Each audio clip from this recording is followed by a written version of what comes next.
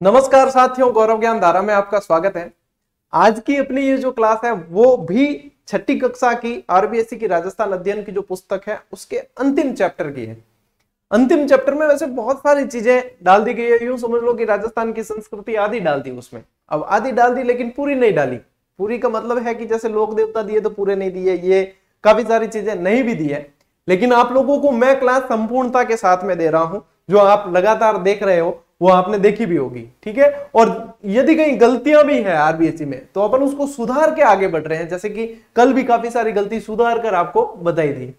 तो ये जो क्लास है इसके बाद में एक क्लास और आएगी, ठीक है, वो भी छठी कक्षा के आधारित होगी। ये आज की क्लास में अपन लोक देवता और संत जो इसमें दे रखे हैं वो इसके इर्द गिर्द और भी जानकारी पढ़ेंगे। कल की जो क्लास आएगी रात वाली उसके अंदर अपन हस्तकला और वो थोड़ी सी पढ़ेंगे और इसके साथ ही आपके इस किताब का यानी कि 6 की किताब का निपटारा हो जाएगा। अच्छा, किसी ने ये किताब मान लो नहीं पढ़ी या नहीं लाई ना, उसको भी लाने की आवश्यकता नहीं है। आपको नोट्स मेकिंग पैटर्न पे क्या और एक्स्ट्रा जानकारी के साथ ही क्लासेस मिली है। कहीं कोई लाने की आवश्यकता नहीं है या कहीं इसके अंदर अब आपको इससे अलावा मतलब मैंने जो क्लास दी है उसमें ज्यादा जानकारी मिलेगी, इसमें इतनी नहीं मिलेगी। इसमें कुछ गलतियां थी वो भी अपन ने सुधार दी है। जैसे कि कल एक विद्यार्थी कह रहा था सर डिगी कल्याण जी मेला तो आपने टॉक के अंदर है, आपने जयपुर बताया। मैंने नहीं बताया, इस पुस्तक ने बताया, ठीक है। इसमें हूबहू ऐसा लिखा हुआ है। मैंने काफी सारी गलतियां सुधार दी। ये वाला कल बताना रह गया था कि भैया ये भी जो है वो टॉक के अंदर है। लेकिन चलो ठीक है, स्टूडेंट अपने एक्टिव है, चलो पता चला। और आप लोगों को ये भी पता चला कि आरबीएससी के अंदर भी गलतियां आती है कि बापूड़ा खाली मास्टर गलती कौन करे, खाली लेखक गलती कौन करे।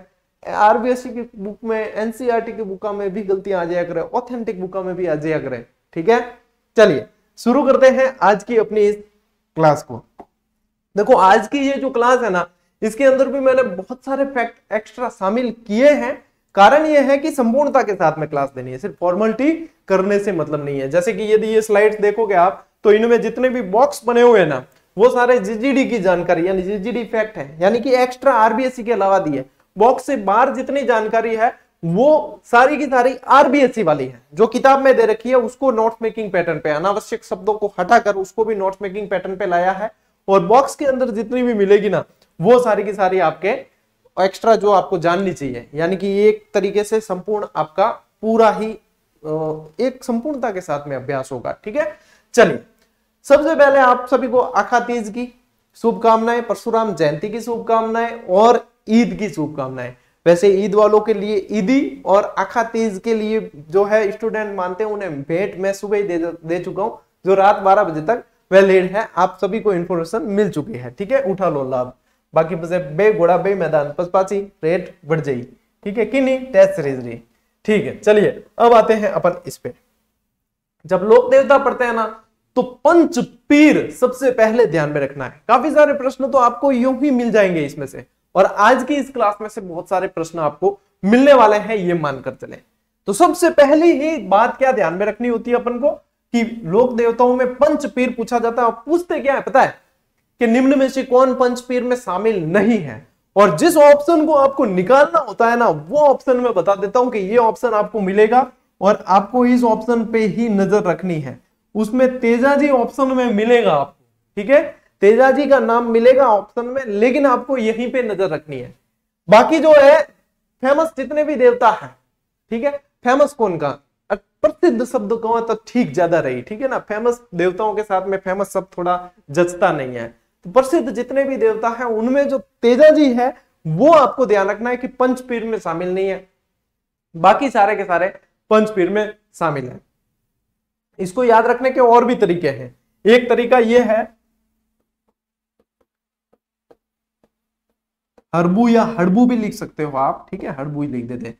पाबू हड़बू रामदेव, अब रामदेव भी लिख सकते हो, रामदेव भी लिख सकते हो। पाबू हड़बू रामदेव मंगलिया मेहा, मंगलिया मेहा,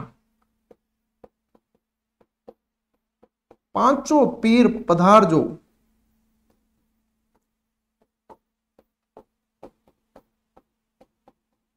गोगा जी जेहा। एक तो ये लाइन याद रख लो, या तो इस लाइन से याद हो जाएगा। अच्छा इस लाइन से याद नहीं हो और मेरे जैसे कोई मंदबुद्धि बालक पढ़ने वाले हैं तो कैसे याद रखें, तो बिल्कुल हाँ और तरीको बताओ हम थान में कि मंदबुद्धि बालकान क्या याद रखना है, बिन याद रखना एक नाम जो है गोपाराम। ठीक है, गोपाराम कौन है, अपना भाई बंधु ही है, कोई मान लो गोपाराम है अपना भाई बंधु ही है मान लो। ठीक है, गोपाराम है। अब ये याद रख लिया ना तो भी देखो बिल्कुल फ्रेशर्स है उनको समस्याएं होती है कि सर ये कैसे याद रहे कैसे याद रखे, उनको समस्या होती है ना, तब आपके अब समस्या नहीं होगी। तो गो से तो क्या आएगा गोगा जी, गोगा जी, यहां से आ जाएगा पाबू जी, पाबू जी, फिर ये रामदेव जी, राम देव जी। ठीक है, मंगलिया मेहा जी, या मैं सीधा मेहा जी ही लिख देता हूं, मेहा जी, और हड़बू जी। तो या तो ये तरीका है या ये तरीका है या बिल्कुल ही फिर परंपरागत यही कि मारो रट्टा, गोगा जी, पाबू जी, रामदेव जी, मेहा जी, हड़बू जी। डायरेक्ट रट्टा मारने में थोड़ा सा वहां पे कंफ्यूज होने के चांस ज्यादा रहते हैं। बाकी ये तरीके जो है ये स्मार्ट स्टडी के अंदर शामिल आते हैं, जिनको स्मार्ट स्टडी पसंद है वो इन तरीकों पर जा सकते हैं। ठीक है, और एक ये भी मैंने आपको बता दिया कि तेजाजी पे नजर रखनी है। ठीक है, गलत होने के चांसेस जो रहते हैं वो सारी चीजें आ गई। अब मैंने इतनी यहाँ पे मतलब इतनी बेजमारी की है, इतनी मतलब क्या बकेती की है कि यहां से तो प्रश्न आपके गलत हो ही नहीं सकता। ठीक है, क्योंकि क्लास के स्टार्ट के 10 मिनट यहीं पे निकाल दिए तो अब गलत नहीं होगा। सबसे ज्यादा चांस प्रश्न बनने के यहाँ पे रहते हैं। ठीक है, अब चलिए अब वापस ये भी दे रखे हैं आरबीएससी के अंदर, और आरबीएससी में सबसे पहले लोक देवता आपके दे रखे हैं गोगा जी। ठीक है, गोगा जी अपार मतलब मारवाड़ी में गोगा जी किन कहवे, ध्यान है कि नाग देवता गोगा जी कहवे। अब नाग देवता और गोगा जी बहुत मतलब गहरो कनेक्शन हो, कनेक्शन क्या हो मैं बताऊं। अब पहले तो ध्यान रखना कि ये चौहान वंशीय। अच्छा वंश आजकल पूछे जाते, देखो प्रश्न सब तरह के बन गए, अब नया प्रश्न बनाना है तो क्या करेंगे, पर वंश पूछ ले, गोत्र पूछ ले। ठीक है, फिर मतलब एक तरीके मतलब और वंश और गोत्र ज्यादातर कट पूछिया करे, ज्यादा हगई हदपन करना वे। अब एग्जामिनर भी पूछने लागे वंश वगैरह सारे, मन लागे आने वाले टाइम में वो भी पूछ सके कि जीजीडी क्लास के संचालक कौन है। ठीक, चलिए तो चौहान वंशीय यहाँ पे ध्यान रखना है, चौहान वंशीय। अब इसमें पूछते हैं, देखो गत किसी पेपर के अंदर रामदेव जी का वंश पूछा था, तंवर वंशीय थे। ठीक है, तंवर वंशीय थे, पाबूजी राठौड़। तो ये चीजें भी ध्यान रखनी है, छोटे छोटे शब्दों से प्रश्न बनते हैं। ठीक है, यहाँ पे ध्यान देना बहुत जरूरी है। तो चौहान वंशीय थे गोगा जी, गुरु गोरखनाथ जी थे, और गोगा नवमी। ठीक है ना, जो इनका मेला पड़ता है वो भाद्रपद कृष्णा नवमी को पड़ता है, गोगा नवमी है ना, भाद्रपद कृष्णा नवमी को बढ़ता है, और बढ़ता कहाँ है, गोगा मेड़ी में। अब इसी पुस्तक में आरबीएससी में कल इसमें बाड़मेर दे रखा था, मैंने आपको बताया फिर वापस के गोगा मेड़ी के अंदर है।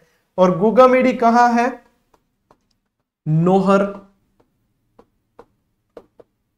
हनुमानगढ़। कहने का तात्पर्य यह है कि पुस्तक आरबीएससी पढ़ो, चाहे एनसीईआरटी पढ़ो, चाहे कोई गाइड पढ़ो, चाहे वन लाइनर पढ़ो, चाहे कुछ भी पढ़ो, लेकिन थोड़ा सा आपको भी अपने प्रति अलर्ट रहना जरूरी है, तभी आप 100% शुद्ध कुछ भी नहीं आता। ठीक है, 100% शुद्ध तो आजकल हवा भी नहीं है, तो कुछ भी 100% शुद्ध नहीं आता, 98-99% की शुद्धता चलती है। ठीक, सोना भी तो 24 कैरेट का नहीं आता ना। चलिए ये थोड़ा सा मैं मिटा देता हूं। अब ये जो है ये आपको एक्स्ट्रा जानकारी मिल रही है अपने आरबीएससी के अलावा, क्योंकि जब लोक देवता पढ़ ही रहे हैं, गोगा जी पढ़ रहे हैं, तो ये सारी जानकारी तो पढ़नी पड़ेगी। भाई जन्म कहाँ हुआ, माता पिता कौन थे, पत्नी कौन थी, और वाहन पूछा जाता है, इनका घोड़ा घोड़ी का नाम, ये तो पूछे ही जाते हैं सारी चीजें, तो ये तो पढ़नी है। तो जन्म इनका कहाँ हुआ, ददरेवा चूरू के अंदर हुआ है, और ददरेवा चूरू ही शीर्ष मेडी के नाम से जाना जाता है। इनके चचेरे भाई थे अर्जन और सर्जन, जिनसे संपत्ति को लेकर इनका विवाद हो गया था, उनसे लड़ते हुए ही ये वीरगति को प्राप्त होते हैं। और कहते हैं कि इनका सिर जहां पे गिरा जाकर वो शीर्ष मेडी बना, सिर से शीर्ष मेडी, तो ये बन गया शीर्ष मेडी। ठीक है, शीर्ष मेडी, और जहां पे धड़ गिरा वो दूर मेडी बना है। तो ये देखो, ये शीर्ष मेडी ददरेवा चूरू के अंदर और दूर मेडी गोगा जी के अंदर। ये जो आप मंदिर देख पा रहे हो ये ददरेवा चूरू का है जन्म स्थान इनका। जन्म पूछते हैं तो कहां जाना है, जन्म ददरेवा चूरू के अंदर हुआ है। ठीक है, ये माता इनकी माछल, पिता जेवर जी, पत्नी केलम दे। ये पूछे जाते हैं, जो चीज पूछी जा रही है वही दे रहा हूं मैं स्लाइड में, ठीक है। घोड़ी, नीली घोड़ी या गोगा बप्पा भी कहते हैं। इसी घोड़ी को नाम कई बार क्या आ जाता है, गोगा बप्पा, गोगा बप्पा भी कहते हैं। अच्छा, अब मैं आपको बताऊं सांप वाली क्या स्थिति है। इन्हें जाहर पीर के नाम से भी जाना जाता है, ये भी ध्यान रखना, ठीक है। अब देखो जाहर पीर वगैरह बहुत सारे इनके अलग दूसरे नाम भी है। अब देखो मैं एक स्टोरी बताता हूं आपको। ये केलम दे जो है ना, इनसे इनकी सगाई होती है, मतलब संबंध फिक्स कर दिया कि हाँ यहाँ पे इनका विवाह होगा। अब इनकी शादी से पहले केलम दे को एक सांप डस लेता है और केलम दे हो जाती है सीरियस। जब गोगा जी को ये बात पता चलती है तो गोगा जी वहां आते हैं और बहुत क्रोधित हो जाते हैं और सारे मतलब नागवंश को मारने के लिए मंत्र उच्चारण करना शुरू कर देते हैं। और जितने भी नाग आसपास कहीं छुपे हुए थे जैसे भी, तो वो जो है सारे के सारे गर्म तेल की कड़ाई में आकर अपने प्राण देखने लगते हैं उन मंत्रों की शक्ति से। जब नागों के देवता तक्षक को ये बात पता चलती है कि भाई कोई आदमी इतना क्रोधित हो गया और उसके मंत्रों में इतनी शक्ति है, ये तो हमारे पूरे कुल का ही नाश कर देगा, तो फिर वो जो है इनके पास में माफी मांगने आते हैं और माफी मांगते हैं। और इन केलम दे का जहर, वो जो नागों के देवता तक्षक आकर खुद इनका जहर निकालते हैं और उसके बाद में इन्हें ये वरदान भी देते हैं कि आप नागों के देवता के रूप में जाने जाएंगे गोगा जी को, और कहीं सर्पदंश का वगैरह इलाज करना होगा तो वो आप इसके लिए वैलिड पर्सन रहेंगे, ठीक है। तो ये चीज है, समझ में आ जाएगी आपको, ठीक है। ये चीज आपको ध्यान रखनी है। महमूद गजनवी से युद्ध का उल्लेख भी इनके बारे में देखने को मिलता है। तो ये क्या किससे संबंधित आ गई, सारी की सारी जानकारी आपके गोगा जी से संबंधित सारी जानकारी आ गई। इसमें से सेल्स मेडी और धूर मेडी स्पेशली पूछे जाते हैं गोगा जी से संबंधित। इनका जो ये धूरमेडी यानी गोगा मेडी के अंदर जो मंदिर है वो मकबरे नुमा बना हुआ है। कैसा है, मकबरे नुमा, और मुख्य द्वार पर बिस्मिल्लाह शब्द भी अंकित है, ये चीज मिलती है यहाँ, ठीक है। चलिए इतनी जानकारी घड़ी, बाकी लोक देवता और डिटेल में पढ़ा हुआ था और बता दें था थोड़ा थोड़ा के ठार खावा थोड़ा ठीक रहे।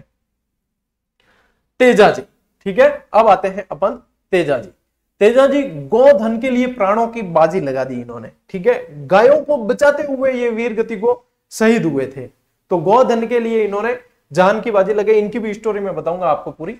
भाद्रपद शुक्ला दशमी को इनका विशाल पशु मेला पड़ता है। जन्म का हुआ खडनाल नागौर के अंदर। अच्छा, खडनाल का स्थान पूछ ले तो भी ध्यान रखना, खडनाल नागौर के अंदर है। ये तो है आरबीएससी की जानकारी आपके। पिता ताहड़जी जाट, माता रामकुरी, कई जगह राजकुरी भी लिखा मिलता है। पत्नी पेमल दे, घोड़ी लीलण, या तो लीलण भी कहते हैं और सिणगारी भी कह देते हैं, लीलण भी कह देते हैं और सिणगारी भी कह देते हैं। उपनाम काला बाला का देवता धौलिया वीर के नाम से भी इन्हें जाना जाता है। बात किसकी हो रही है, तेजा जी की बात हो रही है। अच्छा, गोगा जी को जाहर पीर कहा जाता है, ठीक है। जाहर पीर भी कहते हैं कि मोहम्मद गजनवी ने ही कहा था। इन्हें तेजा जी को ये अपने क्या कहते हैं, धौलिया वीर और काला बाला देवता के नाम से जाना जाता है। सांपों का देवता, कृषि कार्यों के उपकारक वगैरह ये कहा जाता है। दो चीजें ध्यान रखनी है, एक तो कृषि से संबंधित, एक तो पूछे कि गीत कृषि से संबंधित, जिसे कहा जाता है तेजा टेर, ठीक है। क्या कहा जाता है, तेजा टेर। गीत का पूछे तो तेजा जी का ध्यान रखना है। और गोगा राखी, एक यहां पे मैं आपको बता देता हूं, पीछे रह गया एक, यहां पे गोगा जी कहां पढ़ाया था, या गोगा राखी या गोगा राखड़ी कहा जाता है। ये खेती के समय हल्के बांधी जाती है, जिसके अंदर 9 गांठें होती है, ठीक है। क्या होती है, 9 गांठें। तो राकड़ी पूछ ले तो गोगा जी है, गीत पूछ ले तो तेजा टेर, तेजा जी से संबंधित है, ठीक है। चलिए यहां पे ये ध्यान रखेंगे। उपनाम काला बाला का देवता और लाछा गुजरी की गायें छुड़ाते हुए ये वीर गति को प्राप्त हुए थे। मेर के मीणाओं ने गायों को पकड़कर ले जा रहे थे। और ये अब इनकी स्टोरी क्या थी, कैसे वीर गति को प्राप्त हुए, क्या था, शॉर्ट में बताऊंगा, ज्यादा डिटेल में नहीं बताऊंगा। इनकी भाभी ने इनको किसी बात पर लेकर, रोटी से संबंधित कोई बात हो गई, खाने से संबंधित, उन पे लेकर जो है भला बुरा कहा। ये वहां से गुस्सा हो गए, गुस्सा होके पनेर की तरफ रवाना हो गए। पनेर इनका ससुराल था, ठीक है। ससुराल की तरफ रवाना हो गए ये घोड़ी लेकर अपनी। अब ससुराल जैसे ही पहुंचते हैं तो इनको देख के गाय बिदक जाती है, जो इनकी सासू जी गाय को दूह रही थी। किस्मत ही देखो कैसी, गाय दूह रही थी, गाय बिदक गई, गाय ने मारी लात, दूध की बाल्टी गिर गई। और भाई जब घर में नुकसान हुआ तो गरली जो लुगाइया हुए बाण मतलब मुंडे किन के निकल जाए आखिर, ठीक है। बाणे भी आने हाउजीरे भी मुंडे निकल गया। तो इन्होंने बिना देखे कि कौन आया है, इनको पता होता कि भाई जमाई सा है, पामना है, तो अब शब्द नहीं कहता, लेकिन अन ध्यान ही को निकला रे कौन आयो, और अब शब्द कहना शुरू कर दिया। अब शब्द गया अण खोपड़ खिसकियो के यार बटे बाबा भी बोले, अटे हाउ जी बोले, चलो रिटर्न वापस वहां से रवाना हो जाते हैं। जितने में इनकी पत्नी जो है पेमल दे, इनको इस बात की जानकारी मिल जाती है, पहचान लेते ये कि ये तो अपने मेरे जो है हस्बैंड है जो आए थे। उसके बाद में ये अपनी सहेली लाचा गुजरी को जो है इनके पीछे भेजती है मनाकर लाने के लिए। अब इतने में फिर क्या होता है, उसी समय लाचा गुजरी की जो है गाय मेर के मीणा जो है वहां से चुरा कर ले जाते हैं, जिसकी जानकारी लाचा गुजरी को मिलती है। लाचा गुजरी जो है इनसे निवेदन करती है, ये जाते हैं छुड़ाने और उनसे संघर्ष करके छुड़ा कर ले भी आते हैं, ठीक है, ले भी आते हैं। उसके बाद में फिर पता चलता है कि एक बछड़ो तो लारी को, एक बछड़ा तो पीछे रह गया, वो तो आया ही नहीं। वापस जाते हैं छुड़ाने के लिए। जब जाते होते तो रास्ते में इनको जो है एक सांप कहीं पे आग में जलता हुआ नजर आता है, उसे ही अपने भाले से साइड में कर लेते हैं उसे बचाने के लिए। लेकिन सांप गुस्सा हो जाता है कि मेरे को सांप की योनि मिली थी और मेरे को मुक्ति मिल रही थी, मैं जल रहा था तो जल रहा था, लेकिन मुझे मुक्ति मिल रही थी, मुझे बचाया कर, नहीं बचाना था मुझे। अब देखो भलाई करते, हवन करते, हाथ जलना इसी को कहते हैं भलाई करते हुए। सांप ने फिर पंगा ले लिया, सांप के अब तो मैं तुझे डसूंगा। तेजा जी के अरे बाबूजी मैं जा रही हूं, मैं तो उल्टे प्राण बचाया है थारा, तो के मेरे को तो मुक्ति मिल रही थी, वो तो सांप तो बस। तो के ठीक है चलो कोई बात नहीं, तू मुझे डस लेना, लेकिन एक बछड़ा पीछे रह गया है, मैं उसको छुड़ाने जा रहा हूं, मैं उसे छुड़ाकर उसे ले आऊं, फिर मुझे डस लेना, वादा रहा।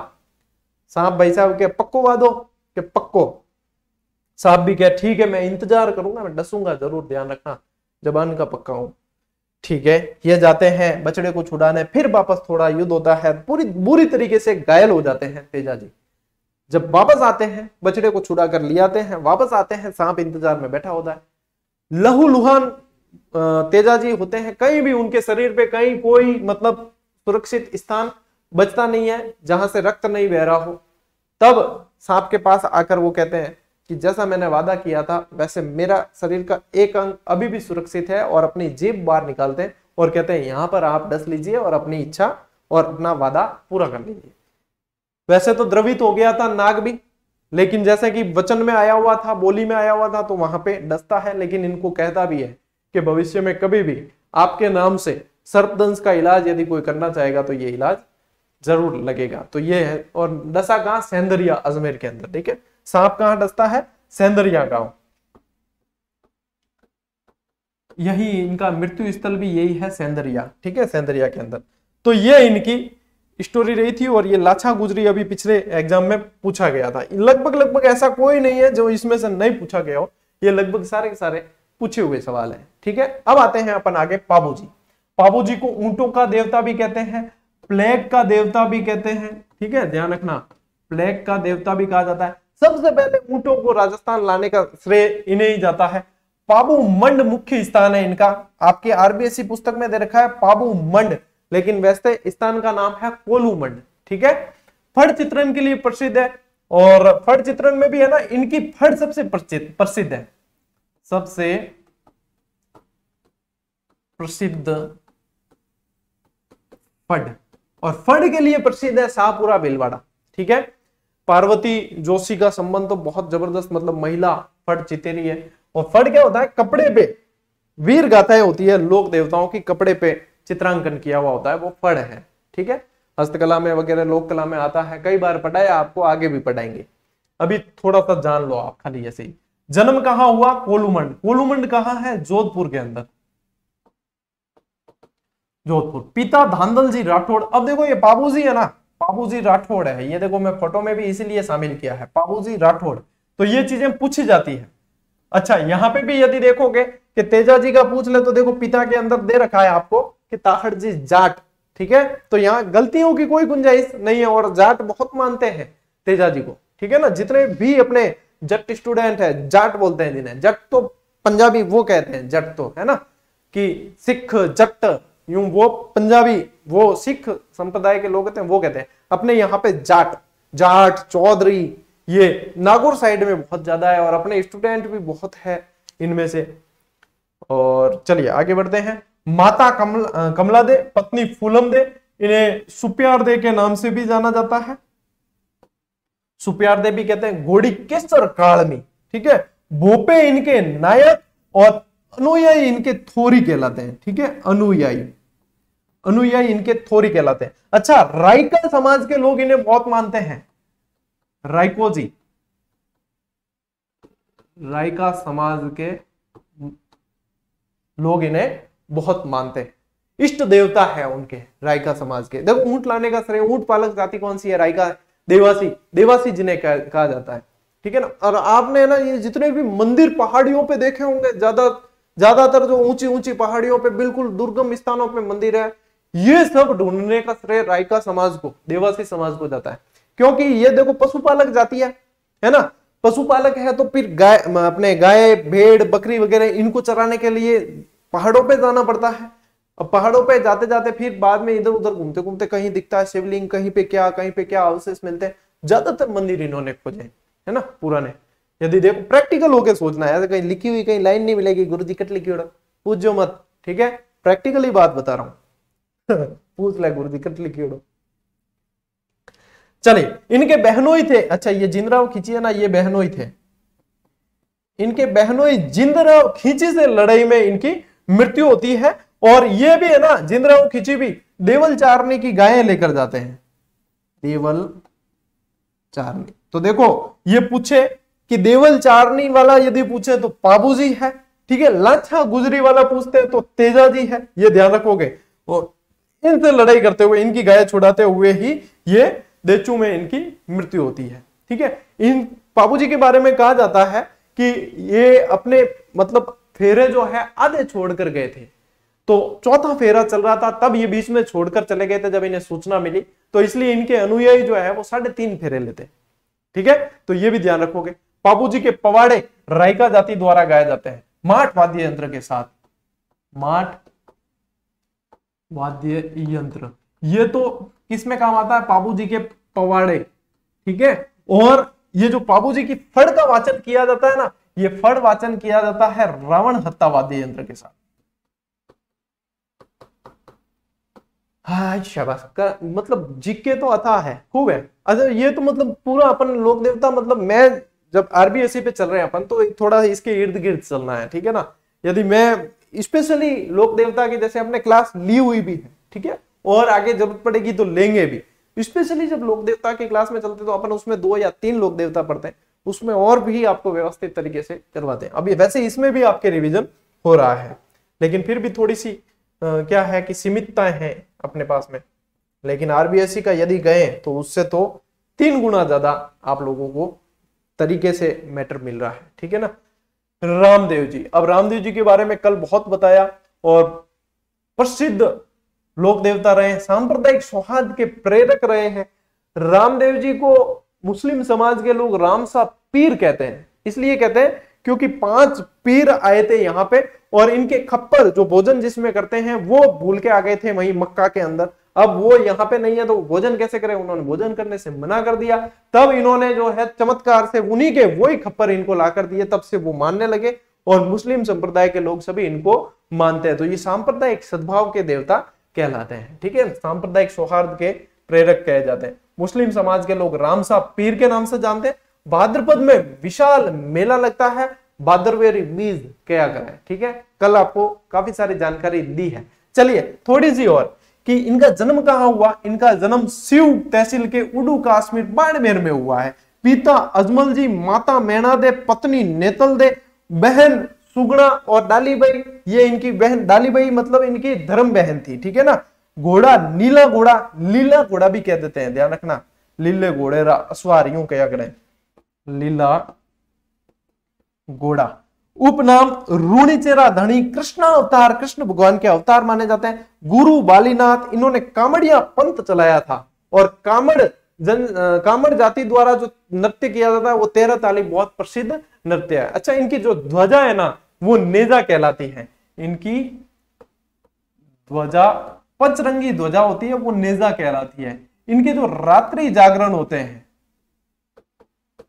रात्रि जागरण, इन्हें जम्मा कहा जाता है। ठीक है, इनके मेघवाल भक्त होते हैं, मेघवाल भक्त, इन्हें रिखिया कहा जाता है। रिखिया, ये एकमात्र लोक देवता थे जो कवि थे। क्या थे? कवि थे। तो इनकी रचना थी 24 वाणियां, 24 वाणियां। इन्होंने भैरव नामक राक्षस का वध करके पोखरण वाले क्षेत्र को इस राक्षस से मुक्ति दिलाई थी। चलो इतना बहुत है, गणो ही तो ठीक है। अब आपके ये आरबीएससी में दिए हुए लोक देवता पूरे हुए। अब आरबीएससी में इसी चैप्टर के अंदर संत भी दे रखे हैं, तो संत भी पढ़ने पड़ेंगे। की करा पढ़नो ही पड़ी। संत में सबसे पहला दे रखा है मीराबाई। ठीक है, मीराबाई को राजस्थान की राधा कहा जाता है। कृष्ण भक्ति में बिल्कुल ही लीन रहती थी। ठीक है ना। जन्म इनका, ये ऐसे की ऐसे आरबीसी में लाइन दे रखी है, जन्म मेड़तिया राठौड़ वंश में। हो सकता है कि आने वाले समय में प्रश्न बने और ध्यान नहीं जाता किसी का। जन्म मेड़तिया राठौड़ वंश में, विवाह सिसोदिया वंश में। अब मेवाड़ के शासक राणा सांगा, यदि आपने नाम सुना है, सुना तो क्या, मैंने खुद पढ़ाया है। यदि ध्यान से सुना तो पूरी स्टोरी बताई, सांगा के तो शासक बनने की पूरी स्टोरी बताई थी, कितनी विडंबना थी। और लास्ट में 80 गांव वाला सब। सांगा के पुत्र भोजराज से इनका विवाह होता है। कृष्ण भक्ति में ये हमेशा लीन रही और इनका अंतिम समय जो है वो द्वारका में बीता था। अब देखो, जब राजवंश से संबंधित थी और कोई ऐसी भक्तन हो जाए, ऐसी भक्त हो जाए जो पूरे दिन रात जो है भक्ति में डूबी रहे कि बस मेरे कोई नहीं है, मेरे तो गिरधर गोपाल है, बाकी कोई नहीं है, तो फिर वो भाई जब कोई ज्यादा ही समर्पण दिखाए ना किसी भी चीज में, तो या तो उसे पागल कहा जाता है या उसे सताया जाता है। मीराबाई के साथ भी यही हुआ।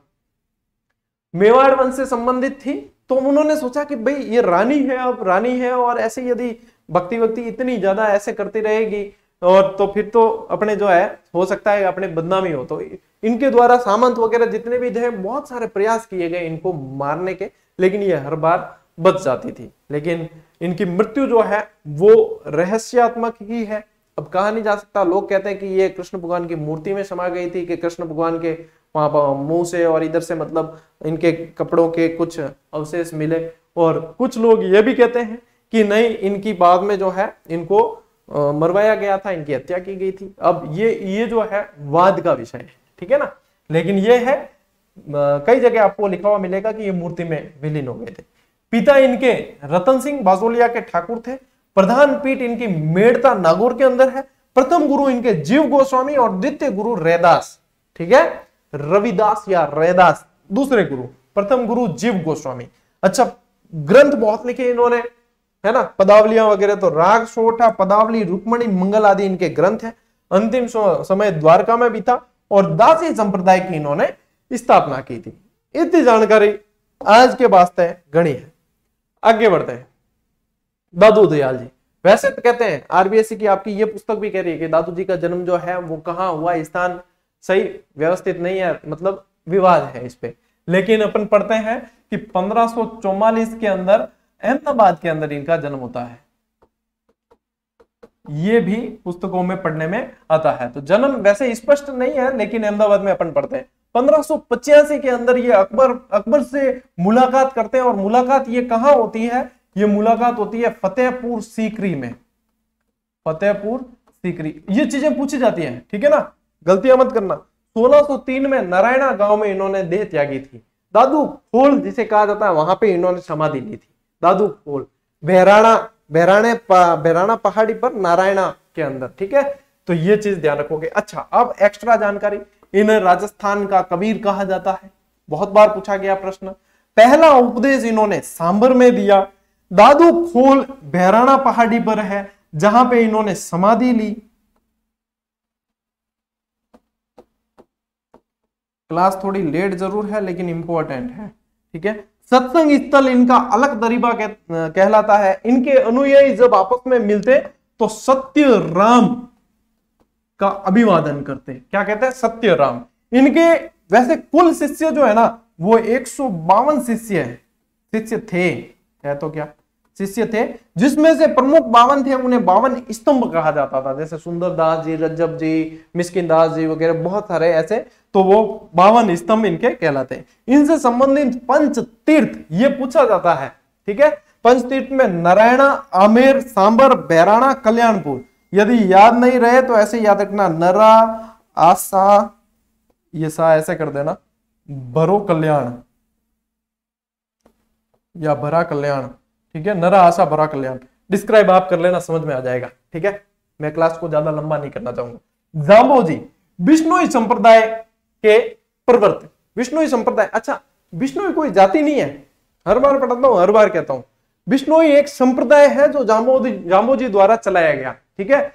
यहां पे 20 + 9 29 नियम दिए, ठीक है। 20 + 9 इसीलिए कहलाए 20 नोई, ठीक है। इनको 20 + 9 29 नियम जिन्होंने माने वो विष्णुई कहलाए।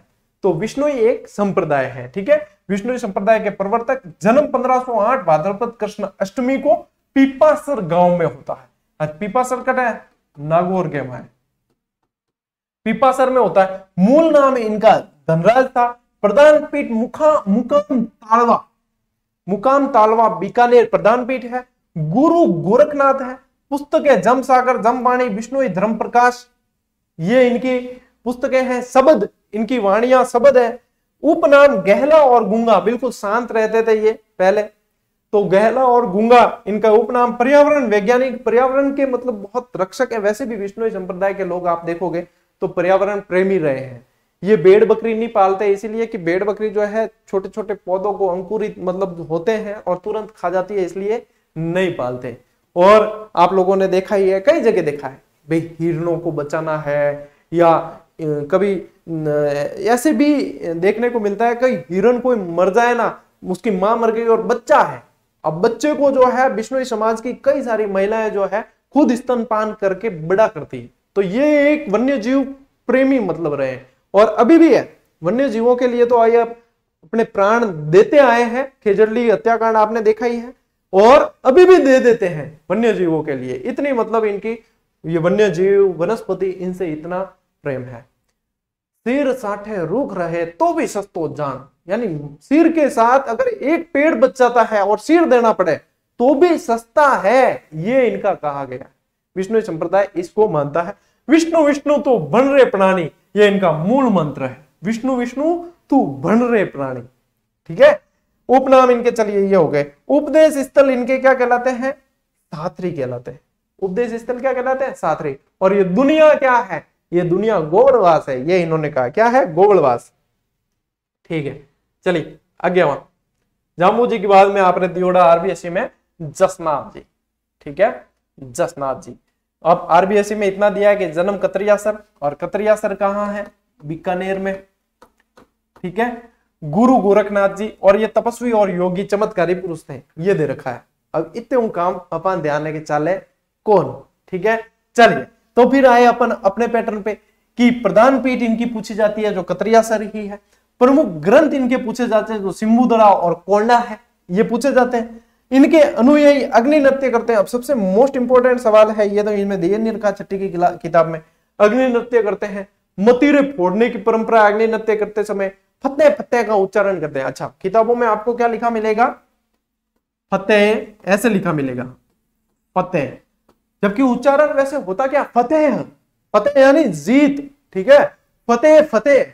लेकिन वो पता ही है आपने क्या अपभ्रंश हो जाता है, फतेह फतेह का उच्चारण करते हैं, मतीरे फोड़ने की परंपरा वगैरह। ये इन्होंने 36 नियम दिए। ये नियम ध्यान रखना, नियमों की संख्या 36 है। 29 जाम्बू जी विष्णुई, 36 जसनाथ जी, और 42 चरणदासी संप्रदाय, ठीक है, 42 नियम। इनके चमत्कारों से प्रभावित होकर सिकंदर लोधी ने इन्हें 500 बीघा जमीन भेंट की थी। वाह, इतो गणो आज की क्लास में, ठीक है। चलिए आगे बढ़ा। श्रद्धानंद जी, ये जो है ना ये कम पढ़ने में आता है और ये इसमें अच्छी जानकारी दे रखी छठी की किताब के अंदर। अच्छा, मैं आपको बताऊं मेरे वन लाइनर में भी इन श्रद्धानंद जी के बारे में जानकारी नहीं शामिल की थी, जो अब अपडेट करूंगा ना उनमें शामिल जरूर करूंगा। वन लाइनर्स अभी नहीं आ रही है, अभी उन सबको अपडेट करेंगे, जब कोई वैकेंसी आपकी आएगी उसके अनुसार अपडेट करेंगे तब आपको दे दी जाएगी। अभी आप टॉपिक वाइज टेस्ट सीरीज जितनी है सारी ज्वाइन कर सकते हो। जो आगामी एग्जाम होंगे तब तक उनकी वैलिडिटी रखेंगे, 1 साल तो वैसे है ही, लेकिन आगामी जिस एग्जाम की टेस्ट सीरीज है वो उसमें रखेंगे। और टॉपिक वाइज जो टेस्ट सीरीज है ना उन्हें अभी से ही ज्वाइन कर लेना चाहिए। कारण ये टॉपिक वाइज का मतलब ही तात्पर्य ही है कि एक टॉपिक जैसे लोक देवता पढ़ा, अब उस लोक देवता में आपने कितना मतलब पढ़ लिया है, कितनी कमी है, वो सारे प्रश्न मिला दिए लोक देवता के। मान लो टॉपिक वाइज के अंदर एक टॉपिक के 50 प्रश्न दे रखे हैं। जीजीडी की कोई भी टेस्ट सीरीज अभी तक आपको ऐसी नहीं मिलेगी कि टॉपिक वाइज कह दिया और 3 टॉपिक एक टॉपिक के अंदर दे दिए, ये नहीं मिलेगा। प्रत्येक टॉपिक के प्रत्येक प्रश्न जितने बनते हैं उतने बनाए गए। तो यही है टॉपिक वाइज का, और इसीलिए विद्यार्थी इतना चाहते भी हैं और उन्हें पता भी है कि इनकी अहमियत क्या है। तो उसके अंदर आपको यही है कि एक पढ़ लिया, अब उसका अभ्यास किया, एक पढ़ लिया फिर अभ्यास किया है, बस तो संपूर्णता आ जाती है। और है क्या, बिल्कुल हाव सस्ती और गुणवत्ता। 1000 रुपए की टेस्ट सीरीज के अंदर भी आपको कहीं ये ऐसी गुणवत्ता और इतना समर्पण देखने को शायद ही मिले, लेकिन यहाँ पे वो चीज मिल रही है 50, 60, 70 रुपए के शुल्क में। और वो लेना किस लिए जरूरी है, ताकि स्टूडेंट थोड़े से सीरियस रहे उसके प्रति। हाँ, फोगटरी की कदर है कौन, ठीक है, बिल्कुल फ्री भी दे दे, चलिए हम वहन कर लें ये भी, लेकिन उसकी फिर कदर नहीं होती ना, इसलिए शुल्क जरूरी भी है। और इसलिए भी जरूरी है कि व्यवस्थित लोग जुड़े। तो 50-60 रुपए वैसे कोई भारी होते नहीं है। और जैसे एनसीईआरटी की आपके तो के सर 99 है, तो एनसीईआरटी में 6ठी से 12वीं तक के टॉपिक जुड़ेंगे। बापूड़ा 9वीं 12वीं टॉपिक जोड़ी थे, देखो कि एक एक टॉपिक में कितना प्रश्न बन रहा है। अभी भी देखो कितने प्रश्न, छोड़ा कुछ भी नहीं ना पीछे। वो एनसीईआरटी की 1000-1200 रुपए ले लेना फिर भी कह के सस्ती है, बाकी ये अपने सेवा ही है समझो। शेखावाटी के प्रसिद्ध संत है श्रद्धानंद जी। स्वयं शिक्षित न होते हुए भी शिक्षा की अलग जगह और अपरिग्रह, क्षमता और चरित्र निर्माण की शिक्षाएं दी इन्होंने, ठीक है। लक्ष्मणगढ़ सीकर में इन्होंने आश्रम बनाया। और देखो, पढ़ा लिखा व्यक्ति साफ सफाई पसंद रखेगा, तो ये वैसे इन्होंने क्या शिक्षा के प्रति जागरूकता पैदा की, खुद भले नहीं थे तो इनका भी शिक्षा के प्रति रुझान था। तो इनका आदर्श वाक्य आश्रम का क्या हो गया, स्वच्छता में ही ईश्वर का निवास होता है। इसलिए स्वच्छ और स्वच्छता रखने के लिए प्रश्न क्या बन सकता है, लक्ष्मणगढ़ सीकर शेखावाटी से संबंधित है, ये प्रश्न बन सकता है, ठीक है। मतलब जो बन सकता है वो आपके बोर्ड पर दिख रहा है, स्लाइड के अंदर दिया गया है। तो ये चीज है। और आगे अपनी क्लोजिंग स्लाइड है। ये स्लाइड अब सब पहचानने लग गए इसको स्टूडेंट जितने हैं, कि ये स्लाइड आई यानी कि अब क्लास समाप्त हो रही। जो ये अपने जो ऑनलाइन चैटिंग में होते हैं ना, चैट बॉक्स में प्रीमियर पे चलती है, फिर भी जो है हाय हेलो बहुत करते हैं, सुनो नहीं सुनो, कहाँ है फलानियान ढिकनियान, ये उनको भी पता है कि अब ये स्लाइड आई कि फटाफट बाय कर दो, के हम मतलब क्लास पूरी होने वाली है, बाद में अपार मैसेज की दिखे है कौन, ठीक है। तो कोई आपस में फटाफट बाय कर दिया करें, तो कर दो भले की नहीं। पर मैं तो वही कहूँ कि आपस में थे क्लास लेने आओ के थे, मतलब वो कर रही है वो इनके के डेटिंग वालों ऐप बना दियो यूट्यूब क्लास ने, जहां जहां देखते हैं ये मतलब डेटिंग ऐप की तरह काम में ले रहे हैं। मैं आजकल के स्टूडेंट को हुआ क्या है, इना मीना डिका क्या कर रही है, फलानिया क्या कर रहा है, डिकनिया क्या कर रहा है। वारे वाह, शिक्षा के भी ऐसे मजे लेते हो तुम, ठीक है। चलो कोई नहीं, थोड़े से सीरियस हो जाओ, हंसी मजाक ठीक है, लेकिन थोड़े से सीरियस हो जाओ। जितने जल्दी सीरियस हो जाओगे उतना जल्दी लक्ष्य को पाओगे, ठीक है। न दूजान सफल होते ज्यादा देखने में मजा नहीं है, खुदरी सफलता में ज्यादा आनंद है। तो खुद सफल हो, मैं बुलाऊंगा यहाँ, इंटरव्यू दोगे, ठीक है, और उसके बाद में दूसरों को भी मोटिवेट करोगे। चलिए मिलते हैं अगली क्लास में, अगले वीडियो में, तब तक के लिए राम राम, जय हिंद।